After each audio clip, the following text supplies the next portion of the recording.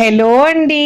ఈరోజు మన కిచెన్లో చాలా ఈజీగా టేస్టీగా హెల్తీగా చేసుకునే ఒక కొత్త బ్రేక్ఫాస్ట్ రెసిపీని ఎలా చేయాలో చూపించబోతున్నానండి. రెగ్యులర్గా పప్పులతో మనం పప్పే చేసుకుంటాం కదండి, అలా కాకుండా ఇలా కొత్తగా బ్రేక్ఫాస్ట్ చేయండి.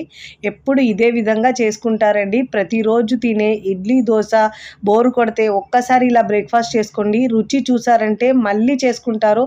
1-2 అయితే అస్సలు ఆగరండి, అంత బాగుంటాయి. దానికి కాంబినేషన్ హోటల్ స్టైల్ పల్లీ చట్నీ. మరి ఇక ఏమాత్రం ఆలస్యం చేయకుండా బ్రేక్ఫాస్ట్ని ఎలా చేయాలో చూద్దాం రండి. ముందుగా ఇక్కడ నేను ఒక ప్లేట్ తీసుకొని దాంట్లో 1 కప్పు బియ్యం తీసుకున్నానండి. రేషన్ రైస్ తీసుకున్నాను. మీరైతే కావాలంటే రెగ్యులర్గా యూజ్ చేసే రైస్ అయినా, దోశ రైస్ అయినా, ఇడ్లీ రైస్ అయినా తీసుకోవచ్చండి. ఇప్పుడు మెజరింగ్ కప్లో 1/2 కప్పు నేను ఇక్కడ మినపగుళ్ళు తీసుకున్నానండి. 1/2 కప్పు ఎర్ర కందిపప్పు తీసుకున్నాను. 1/2 కప్పు పెసరపప్పు తీసుకున్నానండి. చాలా టేస్టీగా ఉంటుందండి. వీడియోని మీరు ఎక్కడ స్కిప్ చేయకుండా పూర్తి వీడియో చూస్తేనే మీకు పర్ఫెక్ట్గా వస్తుందండి. ఇప్పుడు దీంట్లో కందిపప్పు 1/2 కప్పు తీసుకోవాలండి. అన్ని మనకు ఇంగ్రీడియంట్స్ 1/2 కప్పు తీసుకోవాలి. బియ్యం మాత్రమే 1 కప్పు తీసుకోవాలి. 1/2 కప్పు సగ్గు బియ్యం తీసుకోవాలండి. ఒకవేళ సగ్గు బియ్యం లేని వాళ్ళు దీని ప్లేస్లో అటుకులైనా వేసుకోవచ్చు. ఇప్పుడు దీంట్లో 1/2 టీ స్పూన్ దాకా మెంతులు వేసుకోవాలి. ఇలా మెంతులు వేసుకోవడం వల్ల మంచి కలర్ వస్తుందండి. ఇప్పుడు దీంట్లో ఎండుమిరపకాయలు ఒక 3 వేసుకోవాలి.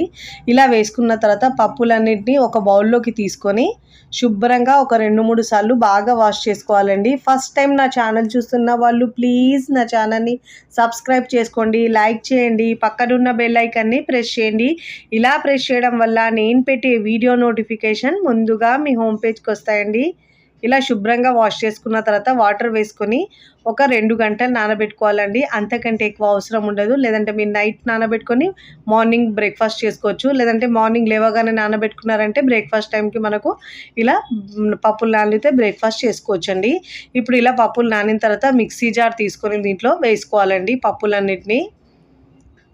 నేను ఇక్కడ యూస్ చేసే ప్రోడక్ట్స్ ఏమన్నా మీకు కావాలంటే నేను డిస్క్రిప్షన్లో లింక్ ఇస్తానండి, అక్కడ నుంచి మీరు బై చేసుకోవచ్చు. ఇలా పప్పులన్నిటినీ మనం మిక్సీ జార్లో వేసుకోవాలి. వేసుకొని మెత్తగా గ్రైండ్ చేసుకోవాలండి. ఎంత మెత్తగా గ్రైండ్ చేసుకుంటే మనకు దోశ అనేది అంత బాగా వస్తుందండి. ఇప్పుడు దీంట్లో అవసరాన్ని బట్టి వాటర్ యాడ్ చేసుకొని మెత్తగా గ్రైండ్ చేసుకోవాలి. ఇలా మెత్తగా గ్రైండ్ చేసుకున్న ఈ పిండిని మనము ఒక బౌల్లోకి తీసుకోవాలి. చూడండి, ఇలా వీడియోలో చూపించిన విధంగా ఇలా మెత్తగా గ్రైండ్ చేసుకోవాలి. ఇప్పుడు ఇలా మెత్తగా గ్రైండ్ చేసుకున్న ఈ పిండిని మనం ఒక బౌల్లోకి తీసుకొని చాలా సింపుల్గా చేసుకోవచ్చండి. రుచి అయితే చాలా బాగుంటుందండి. రెగ్యులర్గా చేసుకునే దోశలు కాకుండా, ఇడ్లీ అలాంటివి కాకుండా ఒక్కొక్కసారి ఇలా కొత్తగా ట్రై చేయండి. రుచి అయితే భలేగా ఉంటుందండి. ఇలా పిండి వేసుకున్న తర్వాత ఒక 2 నిమిషాల పాటు ఇలా బీట్ చేసినట్టు మిక్స్ చేసుకోవాలండి.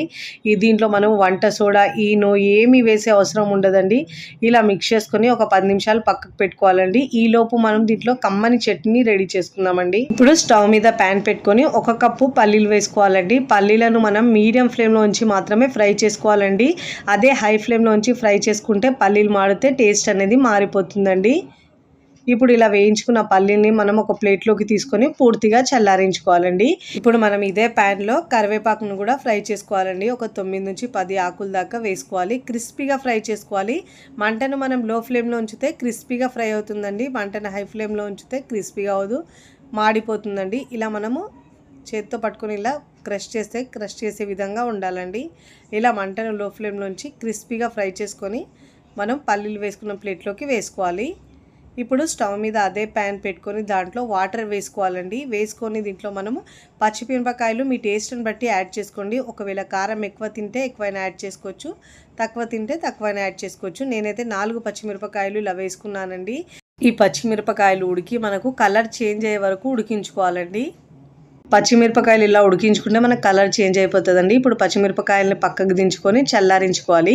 ఇప్పుడు ముందుగా చల్లారిన పల్లీలను మిక్సీ జార్లో వేసుకోవాలి. పచ్చిమిరపకాయలు కూడా ఇలా మిక్సీ జార్లో వేసుకోవాలి. 4-5 దాకా పుదీనాకులు కూడా వేసుకోవాలండి. ఇలా పుదీనాకులు వేసుకొని చట్నీ చేసుకుంటే రుచి అయితే చాలా బాగుంటుందండి. ఇప్పుడు దీంట్లో ఒక 1/2 కప్పు దాకా వాటర్ వేసుకొని మరీ మెత్తగా కాకుండా ఇలా బరకగా గ్రైండ్ చేసుకోవాలండి. అచ్చం హోటల్ స్టైల్ టేస్ట్ వస్తుందండి. మన గట్టి చట్నీ ఎలా ఉంటుందో సేమ్ అదే ఫ్లేవర్ అనేది అనేది టేస్ట్ అయితే సూపర్గా ఉంటుంది. ఇప్పుడు అదే మిక్సీ జార్ కడిగి ఒక పావు కప్పు దాకా వాటర్ వేసుకొని దీంట్లో మిక్స్ చేసుకోవాలండి. మరీ పల్చగా కాకుండా మరీ గట్టిగా కాకుండా వీడియోలో చూపించిన విధంగా ఈ కన్సిస్టెన్సీ ఉండాలండి. అప్పుడనేది చట్నీ రుచి చాలా బాగుంటుంది. ఇప్పుడు చట్నీకి పోపు పెట్టుకుందాం. స్టవ్ మీద పోపు ప్యాన్ పెట్టుకొని 1 టేబుల్ స్పూన్ దాకా ఆయిల్ వేసుకోవాలండి. మంటను మాత్రం లో ఫ్లేమ్లో ఉంచుకోవాలి. పావు టీ స్పూన్ దాకా జీలకర్ర వేసుకోవాలండి. దీంట్లో ఆవాలు పావు టీ స్పూన్ దాకా వేసుకోవాలి. మనం రెగ్యులర్గా పోపు ఎలా పెట్టుకుంటామో సేమ్ అదేగా సింపుల్గా పెట్టుకోవాలండి. టేస్ట్ అయితే చాలా బాగుంటుందండి. దీంట్లో మినపప్పు ఏమో 1/2 టీ స్పూన్ దాకా వేసుకోవాలి. వేసుకొని మంటను లో ఫ్లేమ్లో ఉంచుకొని బాగా ఫ్రై చేసుకోవాలండి. ఒక పచ్చిమిరపకాయని ఇలా 2 ముక్కలుగా తుంచి వేసుకోవాలండి. వేసుకొని ఇలా బాగా ఫ్రై చేసుకున్న తర్వాత దీంట్లో ఒక 7-8 దాకా కరివేపాకు ఆకులు వేసుకొని పోపుని పక్కకు దించుకోవాలండి. చట్నీలో అయితే మనం ఉప్పు వేయలేము కాబట్టి ఉప్పు వేసుకోవాలి. రుచికి సరిపోయినంత ఉప్పు వేసుకొని ముందుగా మనం రెడీ చేసుకున్న పోపును ఈ చట్నీలో వేసుకోవాలండి. ఏ టిఫిన్లోకైనా సూపర్గా ఉంటుందండి. ఇడ్లీ, దోశ, వడ, పూరి దేనిలో కూడా చాలా చాలా బాగుంటుందండి. ఈ చట్నీ అయితే అచ్చం హోటల్ స్టైల్లో వస్తుంది ఈ చట్నీ రుచి అయితే. ఇప్పుడు ఇలా పోపు వేసుకున్న తర్వాత బాగా మిక్స్ చేసుకోవాలండి. ఇప్పుడు ఇలా బాగా మిక్స్ చేసుకోవాలి. నేనైతే ఇక్కడ దోశలకి చట్నీ వేసుకున్నామండి. ఇలా హెల్తీగా బ్రేక్ఫాస్ట్ చేసుకునే వారికి చాలా మంచి టేస్ట్గా ఉంటుందండి ఈ చట్నీ అయితే. ఇక్కడ మనకు పిండి కూడా బాగా నానిందండి. చట్నీ చేసుకునే వరకు ఒకసారి ఇలా స్పూన్తో బాగా మిక్స్ చేసుకోవాలి. కన్సిస్టెన్సీ మనం రెగ్యులర్గా దోశ పిండి ఎలా ఉంటుందో సేమ్ అదే విధంగా ఉండాలి. మీరు ఈ పిండిని ఫ్రిడ్జ్లో పెట్టుకొని నెక్స్ట్ రోజైనా మనం ఇలా దోశలు వేసుకోవచ్చండి. దీంతో ఉత్తప్పాలైనా వేసుకోవచ్చు.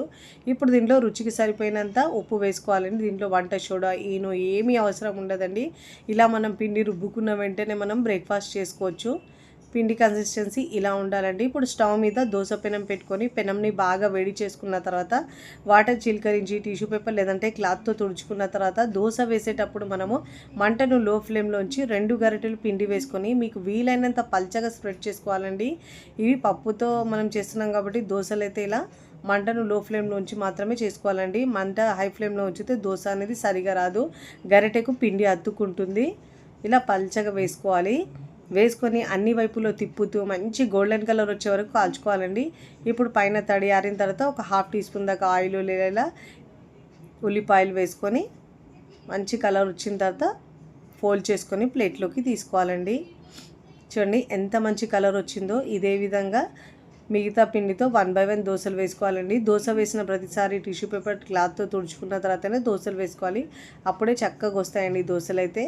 ఇప్పుడు మీరు ఆనియన్ లేకుండా అయినా వేసుకోవచ్చు. నేనైతే ఇక్కడ మా ఇంట్లో ఆనియన్ ఇష్టపడతారని ఇలా పైనుంచి ఇలా ఆనియన్ వేసుకున్నానండి.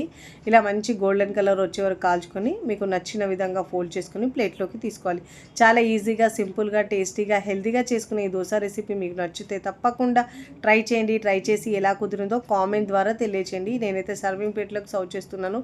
వేడి వేడిగా తింటే రుచి అద్భుతంగా ఉంటుందండి. టిఫిన్కి ఎలాంటి పిండి లేనప్పుడు మార్నింగ్ బ్రేక్ఫాస్ట్లోకి లేదంటే నైట్ డిన్నర్లో చేసుకున్నా కానీ రుచి చాలా బాగుంటుంది. ఒక్కసారి ఈ దోశ రుచి చూస్తే మీ ఫేవరెట్ అయిపోతుందండి. అంత టేస్టీగా ఉంటుంది. ఇలా హెల్తీగా వారంలో ఒక్కసారైనా హెల్తీగా చేసుకుని తింటే ఆరోగ్యానికి చాలా మంచిదండి. చాలా తక్కువ టైంలో ఈజీగా చేసుకునే బ్రేక్ఫాస్ట్. చట్నీ కాంబినేషన్ అయితే భలే ఉంటుందండి. ఉల్లిపాయలు నంచుకొని తింటే రుచి అద్భుతంగా ఉంటుంది. వీడియోని లైక్ చేయండి. లైక్ చేసి హై బటన్ని నొక్కండి. ఫ్రెండ్స్, ఫ్యామిలీకి షేర్ చేయండి. మరికొన్ని టేస్టీ, సింపుల్, క్విక్ రెసిపీస్ కోసం నా ఛానల్ని సబ్స్క్రైబ్ చేసుకోండి. Thanks for watching. బాయ్.